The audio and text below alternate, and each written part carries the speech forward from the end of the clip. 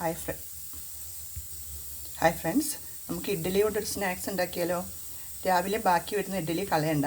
അപ്പം നമുക്കറിയാം വൈകുന്നേരം ആകുമ്പോൾ അത് അധികം കഴിക്കാൻ ഇഷ്ടമുണ്ടാവില്ല, അത് അധികം പേരും കളയായിരിക്കും ചെയ്യുക. അപ്പോൾ അതിനൊരു എളുപ്പ വഴിയുണ്ട് കളയാതിരിക്കാൻ വേണ്ടിയിട്ട്, കളയാതിരിക്കാനും ടേസ്റ്റിയായിട്ട് കഴിക്കാനും വേണ്ടിയിട്ട്. അത് ഇതേപോലെ ചെറിയ കഷ്ണങ്ങളാക്കി മുറിച്ചെടുക്കുക. പിന്നെ ഒരു തക്കാളി, കുറച്ച് ഒരു കഷ്ണം ക്യാപ്സിക്കം ചെറുതായി അരിഞ്ഞത്, 2 പച്ചമുളക്, ഒരു വെല്ലുള്ളി ചെറുതായിട്ട് അരിഞ്ഞത്, കുറച്ച് കറിവേപ്പില, മല്ലിയില ഉണ്ടെങ്കിൽ മല്ലിയില യൂസ് ചെയ്യാം. ഞാനിവിടെ മല്ലിയില എടുത്തിട്ടില്ല. അപ്പം തക്കാളി ഉള്ളിയൊക്കെ നമ്മളുടെ ഇഡ്ഡലിയുടെ ക്വാണ്ടിറ്റി അനുസരിച്ച് കൂട്ടാം കേട്ടോ.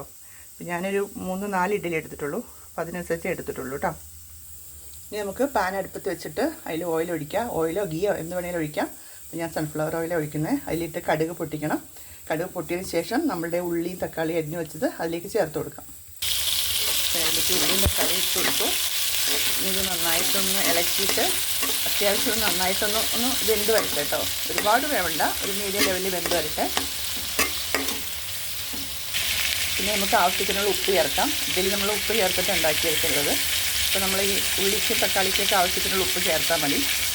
എന്നിട്ട് ഒന്നും കൂടെ നന്നായിട്ട് ഇളക്കാം. ഇനി നമ്മളിതിലേക്ക് കുറച്ച് മുളക് പൊടിയും കൂടി ചേർക്കുന്നുണ്ട് കേട്ടോ. നമ്മൾ കുട്ടികൾക്ക് കൊടുക്കുന്നതുകൊണ്ട് അധികം മുളക് പൊടി ചേർക്കണ്ട. ഈ മുളക് പൊടിക്ക് പകരം പിന്നെ മാഗി മസാലയോ ചിക്കൻ ക്യൂബ്സോ എന്ത് വേണമെങ്കിലും ചേർക്കാം കേട്ടോ. അപ്പോൾ ഒരു വേറെ ടേസ്റ്റ് ആയിരിക്കും. അപ്പം ഞാൻ ഇവിടെ എൻ്റെ അടുത്ത് ചെറിയ കുട്ടികളില്ലാത്തതുകൊണ്ട് പിന്നെ ഞാൻ കുറച്ച് മുളക് പൊടിയെ ചേർത്തിരിക്കുന്നത്. അപ്പം കുട്ടികളുണ്ടെങ്കിലും ചെറുതായിട്ട് കാശ്മീരി ചില്ലിപ്പൊടി ചേർത്താൽ മതി, മറ്റേ മുളക് പൊടി കുറച്ച് ചേർത്താൽ മതി. അപ്പം നമ്മുടെ ഇതൊക്കെ നന്നായിട്ടൊന്നായി വന്നിട്ടുണ്ട്. ഇനി നമുക്കിതിലേക്ക് നമ്മുടെ ഇഡ്ഡലി കട്ട് ചെയ്ത് ചേർത്ത് കൊടുക്കാം. ഇനി ഇഡ്ഡലിയൊക്കെ നന്നായിട്ട് ഈ ഉള്ളി തക്കാളി ഇതൊക്കെ ഇതിൽ നന്നായിട്ട് ഇളകി മൊത്തം ഒന്ന് പിടിക്കട്ടെ. ഇത് കണ്ടോ, നമ്മുടെ ഇഡ്ഡലിയിലൊക്കെ നന്നായിട്ട് ആ മുളകിൻ്റെയും തക്കാളിയുടെ മസാലയൊക്കെ പിടിച്ചു, എല്ലാം നന്നായിട്ടൊന്ന് യോജിച്ച് വന്നിട്ടുണ്ട്. ഇനി നമുക്കിത് ഓഫ് ചെയ്യാം.